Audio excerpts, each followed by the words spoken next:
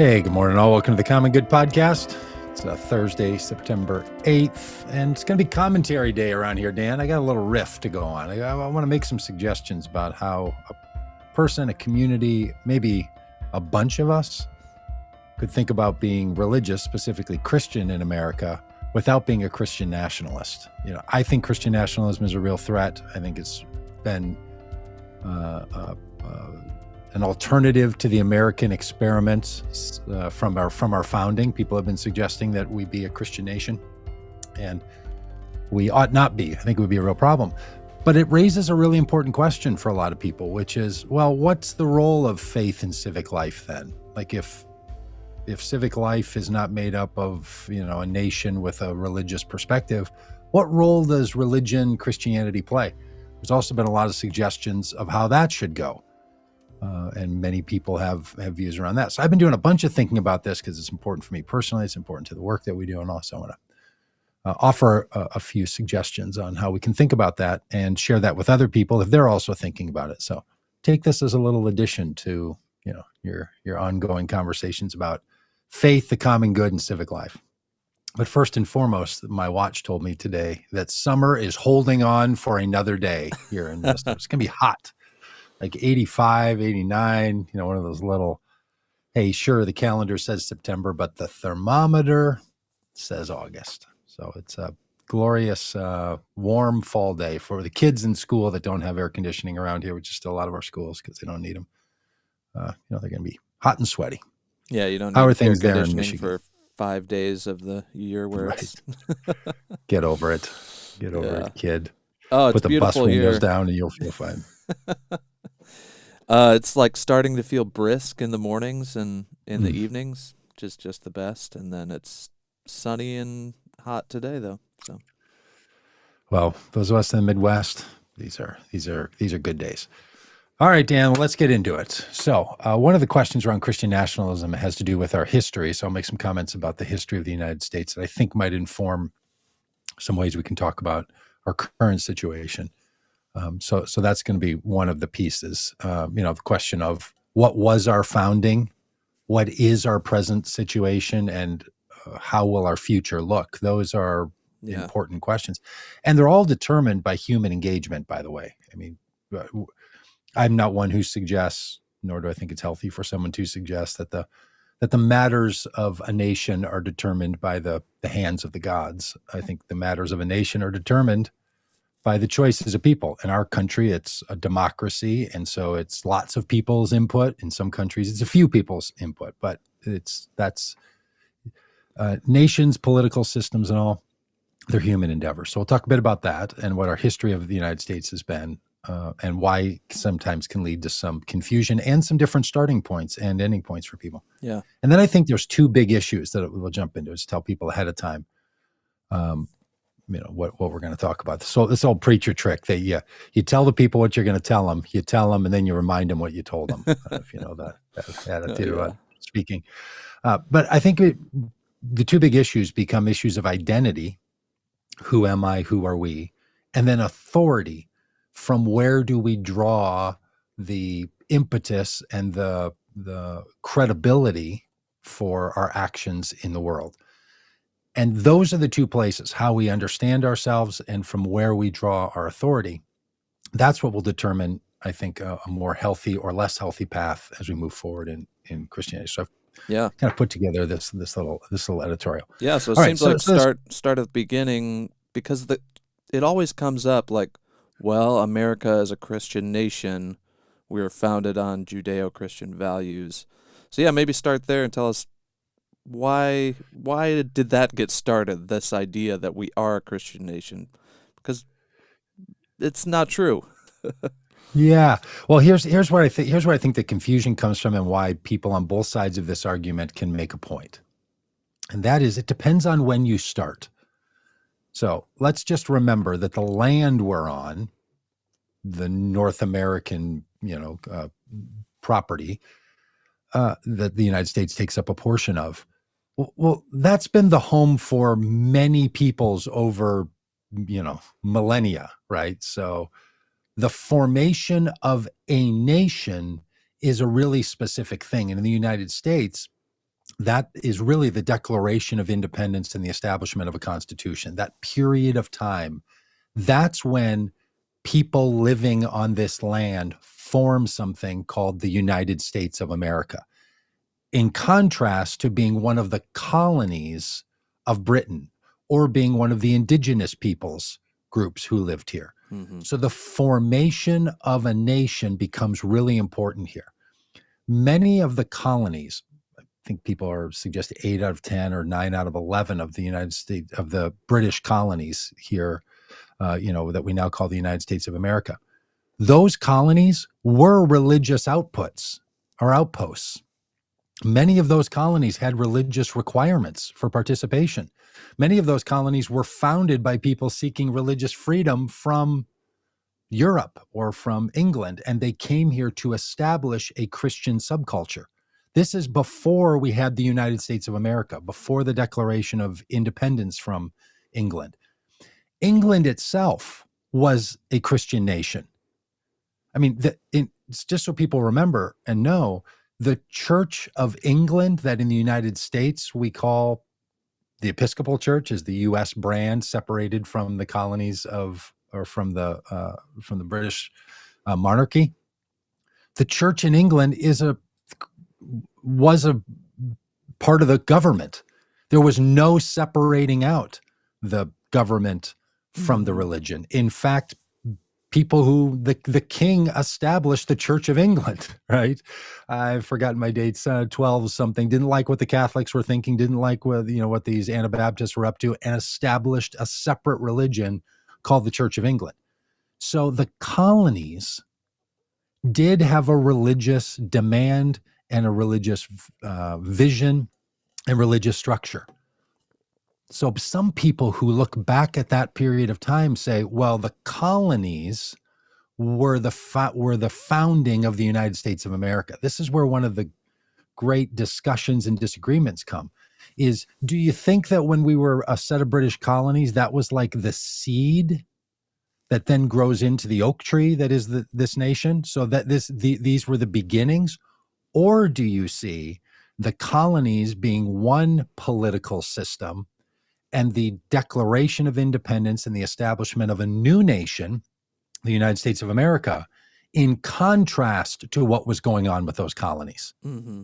So were the colonies the purest form of what the whole rest of the nation should be? So do the states just become a whole bunch of replicas of these colonies, or is there a marked difference? Now, I think history is clear. The founders were saying to England, we are no longer under the rule of England. We are establishing a new nation, and that new nation will leave behind religious requirement. So the establishment of the Declaration of Independence and then the establishment of the Constitution was these people on this part of the planet saying, we hereby form a new nation, leaving those vestiges of religious demand behind. So this is where it gets confusing, because sometimes when some people start talking about the history of America, they start pulling up readings and writings and teachings of the colonies, where you could make an argument that the colonies were established for free. This is why when you go back to, Thanksgiving narratives from the East Coast, and you talk about the Pilgrims, people start to think the Pilgrims were the founders of this nation. The Pilgrims aren't the founders of the United States. The Pilgrims were founders of colonies of Britain.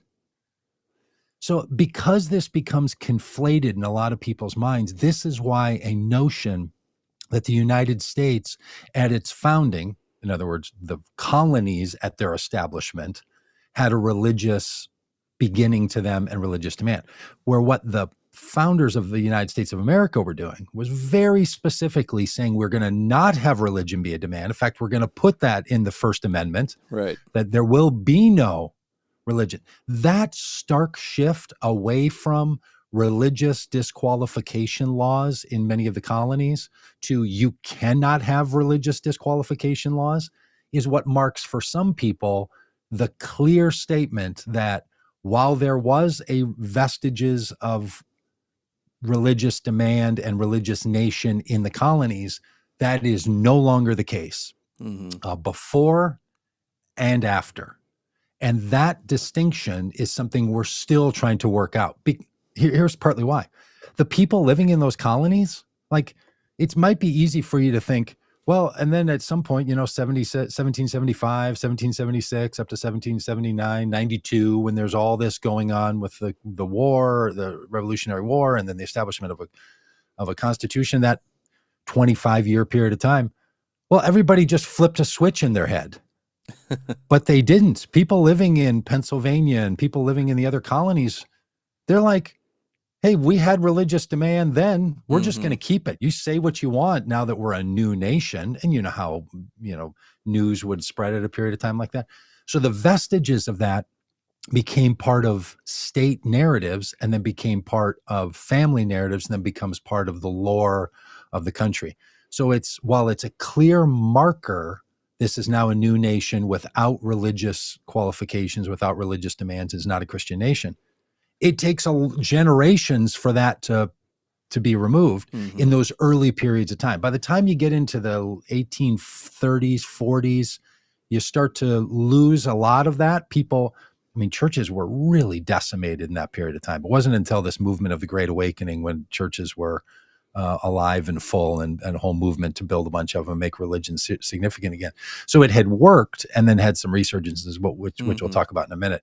But this colonies into the establishment of a new nation shift, that's where a lot of the confusion lies. And I'm not saying people don't know their history or anything, but a lot of people just kind of conflate years from 1623 through 1830, a 200-year period of time. They're just like, I don't know, that period. And where the marker of this becoming a new nation falls is a big deal. So I think the best thing for us to say is, look, there was a religious demand in this country, and then we rejected it at the founding of this nation. So it's clearly not a Christian nation, but the sentiments around it have been hard to drop. Well, what's interesting too is a lot of the religious communities that came over in the colonies were seeking religious freedom. They weren't allowed to practice their religion as they wanted to over in England. And so, hey, we're going to have a fresh start. We're going to be able to be who we want to be here in America, in these colonies. And then it morphed into like, well, yeah, but if you're in Pennsylvania, you got to do our thing. Like, totally. Because some of the religious freedom was, we need to have the freedom to discriminate against people who don't follow our religion. Like, we don't want to be discriminated against as we are by the Church of England or by the Catholic Church. We want to be the ones who can establish our own space. So freedom didn't mean people are free to do what they want. It meant this group of people can express their religion and their faith in a certain particular way. But whatever was going on in the colonies, the decision for this to become a United States of America, a separate nation, not a colony of a Christian nation, was to mark this very, very firm switch. The other place now there's two other places I think are worth marking just in the history of how did we then become a Christian nation in lore. One of those was the challenge to slavery. Because slavery was being challenged so severely in the United States, slaveholders and slave allowing states knew that they couldn't root their support of slavery in the Constitution, in reason, in shared thought. So they used religion and the Bible and religious teaching to say, the Bible says we should have slaves. So something was going on in all of theology, and people that study Christian theology know that the power of using the Bible to advocate for slavery did a whole lot to change religion in America and to support slavery. But it also then became a narrative inside of slaveholding states that religion is where they got their authority for public policy. So then there became this resurgence, especially in 1840, 1850, 1860, 1870. So while you maybe saw the colonies in decline in their religious demand, then you have the southern states start to increase in this demand. Then you jump ahead to the World War I and then ultimately to World War II and post-World War II, where the threats from other nations who held a communist and atheistic perspective became a narrative in the United States where people said, well, what makes us different than Russia, which was the big communist threat at the time? Well, they're atheists, so we're opposite of them. And there became this big movement to make like religion more a part of American society than it had ever been. So coming out of the war, there was also this need to develop suburbs and for the country to expand into new places. And the government was helping the people through the GI Bill and other things to expand. Little historical side note, the advent of air conditioning allowed people to move into further and further places out of urban cities and to expand in other parts of the country and to live. So they started to move into all these other areas. And one of the questions was, what does it take to have a vital society? Well, you look at the cities and they had ethnic churches. So one of the things that people wanted to have in expanding suburban and exurban and new city development was, you got to have a library. You have to have a post office. You got to have a store. You got to have a bar. In the West, you had to have a brothel. And you got to have a church. It's just one of the things that kind of made up the fabric. So there becomes now another push from the 1840s through the 1850s and 60s, while countries are expanding and building whole new suburbs, that there becomes a new narrative, and then the anti-communist push. So, okay, that's a brief sort of, 150, 200 year history of why we've gotten confused about these issues. So when someone says, is America a country with a founding on religion?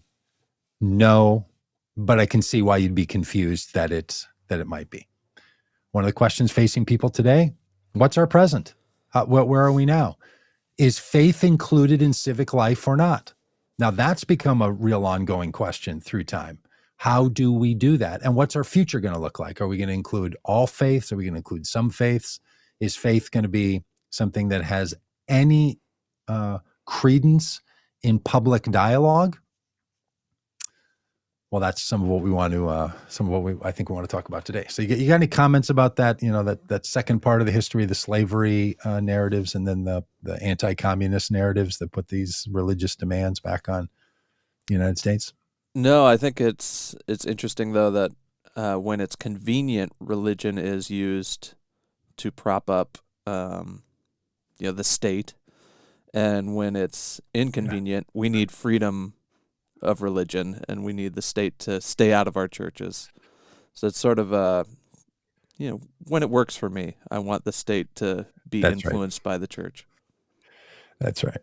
That's really well said. That is the tendency, has been the tendency, and I'm guessing is going to continue to be the tendency of how people deal with these issues. Because one of them, as I mentioned earlier, is the issue of identity. So we'll talk about identity and authority. So identity is a big deal. It's how do we see ourselves, and in what context do we see ourselves? And here's where some Christians really struggle.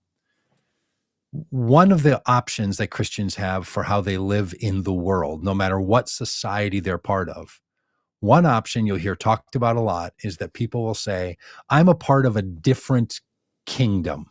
I'm a part of the kingdom of God. I'm not of this cultural world. So my allegiance is to God and to the teachings of God, not to the Constitution, not to the president, not to the flag, not to any of this stuff. It's to God. Now, some religions and expressions of faith take that very seriously. You can think of, the Amish and the Hasidic Jews and some of the more isolationist religious movements that isolate themselves from the rest of society. And then some kind of only do it halfway, right? They're like, well, I'm going to use your economy and I'm going to, walk on the same streets and go to the same schools. But in my head, I'm going to say, I'm not really part of all this. I'm just utilizing all this scenario. I'm not a member of the club. I'm just using the shower and the workout space, but I'm not really I'm not part of this. I'm part of another world. And that's what drives it. And there's a lot of that talk now. In fact, some of the stuff you'll see in partners that we partner with in Vote Common Good, some of the people tend to lean more that way. Look, I'm a part of a religious community, and we are meant to be the conscience to our government, not a part of it. So there's some kind of a determination in identity between not fully being an American. Really, your first identity, the first most important thing, is your religious identity, not your national identity. I've toyed around with that. That was really popular in the world that I was around. It never made sense to me, and I've since sort of stepped away from thinking about it in those terms. I think we're better off, I'm better off at least, finding an integrated way to be a person who has multiple identities that have to give way to one another. So yes, I'm a Christian, and I'm also a member of my family. I'm also the member of a health club, and I'm also the citizen of a particular state and of a particular county and of a particular city. And I live on a certain street. Like, I have all kinds of identities. And what I need to do is to navigate those identities in such a way that they work well with each other. And we just naturally know how to do this. When someone takes a moment and pulls back and starts articulating all of these things, you're like, oh, okay, that's a little, that's maybe a little bit of a ridiculous analogy, but it kind of makes the point, right? So I say, oh, I live on a street and I happen to have property ownership of the house that I'm on. So I can park my car in my driveway any way I want. I can park it sideways. I can put 6 of them in there. I don't have to move my car for myself if I don't want to, do whatever I want. But as soon as I get to the street, past the curb, now I've got to park my car the way my city tells me to park the car.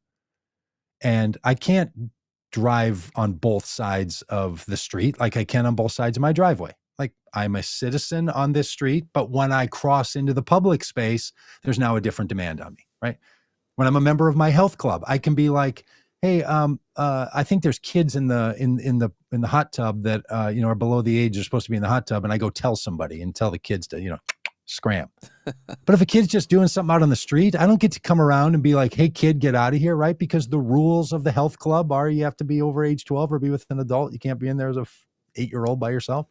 So we have all these different identities, all these different rules, and we navigate these things all the time. I think Christians will be better off if we say, hey, I might have some religious demands, and we'll talk about authority in a minute. So I might have some identity demands that come from the authority of my faith, like how and when I take communion, or foods that I think are appropriate for a religious person to meet, or if I pray or not. I mean, those can be really clear demands and calls and things advocated for inside my religion. Once I start advocating for those in those other spaces, the public spaces, now I can't use my religion as the authority in public spaces any more than I can manage the different identities and, walk around and say like, well, in my family, I'm the youngest brother and the dad. And so when I go into the rest of society, go to a political meeting, I'm like, hey, I'm a dad here. People are like, don't really care if you're a dad. Don't really care if you're a brother. Yeah. Are you registered to vote? Because then you get to vote. Like, that's it. You don't get this like, oh, I get to carry that other identity with me in here and say, hey, where do the dads that are younger brothers vote? How does that go? Like, we all know. I know it sounds ridiculous, but we know that's not how it goes.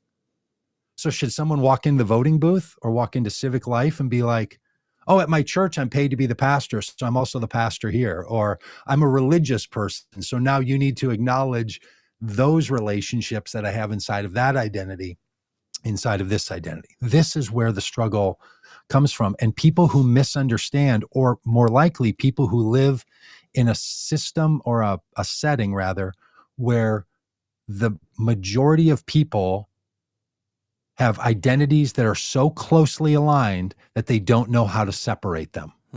You heard a candidate in Georgia say something the other day. She's like, well, most of the people in Georgia are Christians, so this is a Christian state. Like, okay, first of all, no, they're not. And secondly, no, it's not.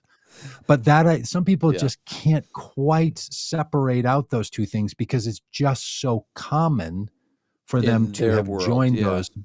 In their world, in their experience. Yeah. All right. So then it becomes this question of in our identity, do we expect that the civic systems are going to be the mechanisms by which we accomplish the goals of our faith? This is where it really comes into clarity for a lot of people. And the answer to that should be absolutely not. What drives you in your goals as a religious person? If they're purely your religious identity, it is not up to the rest of civic society or the government to fulfill the goals of your religious calling. And if you can't separate out how I pray, how I take religious sacraments, what I do for my religious benefit from other moral causes, because this is the big problem. So many people have mirrored their moral cause with their faith cause, and they can't separate them out. So much to the point that they'll even say, if someone doesn't hold my faith, I don't even know how they're a moral person, because for them, all of their morality, all of their ethics feels and sounds like it to them that it comes from their faith. So they can't separate out their faith from their morals. Mm-hmm. But in political life, in civic life, we have to have a moral call, which is going to lead to this question of authority. Where does our authority for morality come from, if not from our faith? Now, this is where you'll hear people who are struggling with Christian nationalism, because they will say things like, well, you know, without my faith, I don't even know how I would, and then they fill in the blank, how I would have hope, how I would care about the marginalized, why I would, like, my faith demands, and my faith gives me the structure to make sense of everything. There is no setting in which in Christianity that's a good idea. A little biblical reflection here for a moment. This was not only a question, of course, at the founding of our nation. It's not only a question on September 8th of 2022. It was a question in the first century. So the Jews of the day, Jesus' day, were under occupation of the Romans, and Caesar was the king. So the currency and everything was Roman currency, and that's what the Jewish people had to engage with and spend and all the rest of it. So some of the religious leaders of Jesus's day were debating like we're debating. What's the role of a faithful person to God in relationship to their government, especially when the government is an oppressor? So they come to Jesus and they ask him this question. Here's a little screen shot of this particular text. Later, so it's after something else, the religious leaders sent some Pharisees and Herodians. So these are religious leaders and people that were tied in with the Roman government through Herod and so on. So anyway, these religious leaders, the Pharisees and the Herodians, sent some people to Jesus to catch him in his words. So they came to him and they said, "Teacher, we know that you're a man of integrity, that you're not swayed by others, that you pay no attention to who they are, but you teach the way of God in accordance with the truth. Is it right for us to pay imperial tax to Caesar or not?" So here's the question, right? Should we as religious people be participating in the government of Caesar? Do we pay the taxes to Caesar? Right. And do we participate in that world? You know, they're meaning it as a gotcha question, but it's a fair question. Like, do we participate in an oppressive system? That's a question we can wrestle with today. For sure. And the reason it's a gotcha question is because they're like, either way he goes, if he says no, the Romans will come get him. If he says yes, the religious people will come get him. How's he going to thread this needle? Mm-hmm. So they say, should we pay it or shouldn't we? And Jesus, because he saw their hypocrisy, they was trying to trick him, said, what are you doing? Trying to trap me? Bring me the Roman coin, the denarius, and let me look at it. So they brought him one of the coins, and he asked them, whose image is on this coin, and whose inscription? And they said Caesar. So it's an image of Caesar, which would be really cool to have one of those coins, some 2,000-year-old Caesar coin. Image of Caesar and an inscription from Caesar. So then Jesus looks at it and says, then give back to Caesar what belongs to Caesar. It's got his name on it. Give it to him. And then give to God what is God's. And they were amazed at him that he found a way to thread this needle. What he's saying is, you have two different identities. Live in both of them. The things that belong to the civic life and Caesar, go ahead. And then the things that belong to God, go ahead and live those things. Don't meld the two together.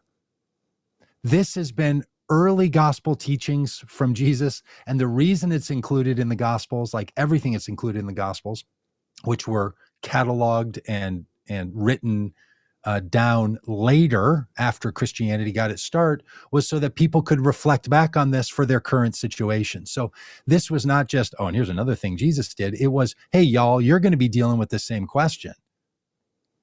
What do we do? Do we go with the government or do we go with our faith? And Jesus is like, figure out the difference between the two identities. Live in both of the identities. Don't do this, I'm of one world, not of the other, I'm just passing through business. And don't do the, well, whatever the king says, I got to do. This is where the real struggle comes from for a lot of people. And some people hear me saying that and they're just like, I've been told the opposite my whole life. I've been told I'm supposed to always put the things of God first and all the rest. Well, if it belongs to God, it belongs to God.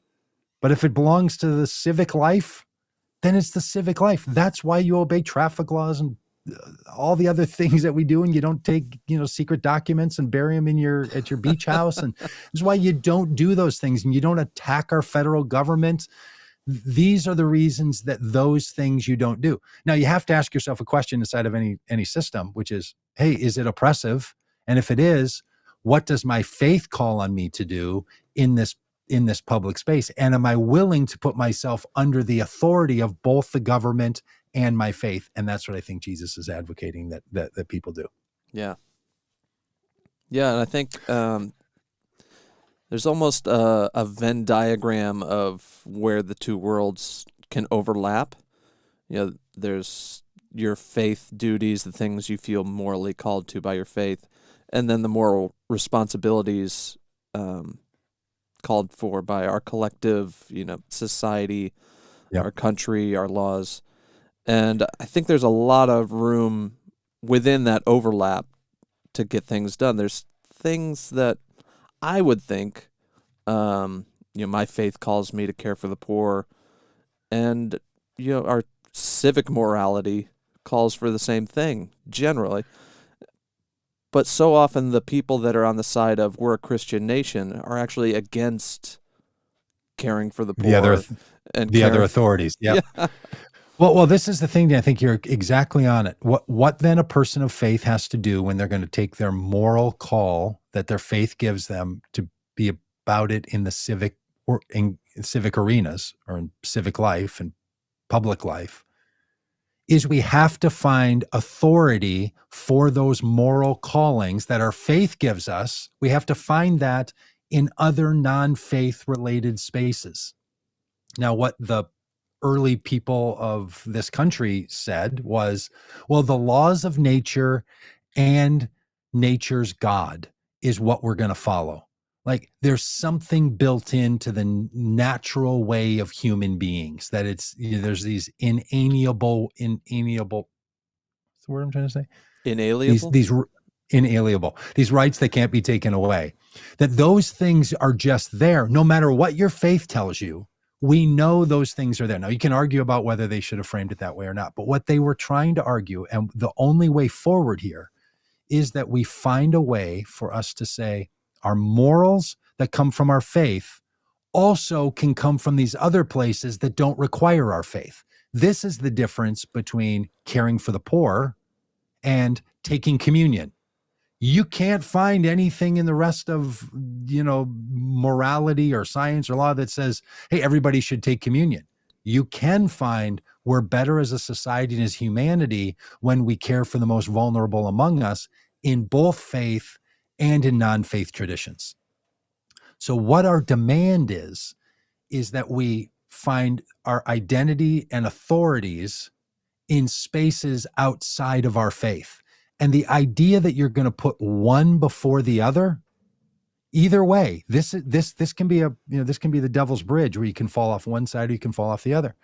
We don't have to say, well, the only way you can have civic life is if faith is excluded.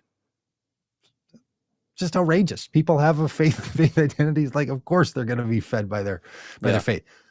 But if it's only from your faith, it's only from your faith's teaching that you can find some reason and rationale for your behavior.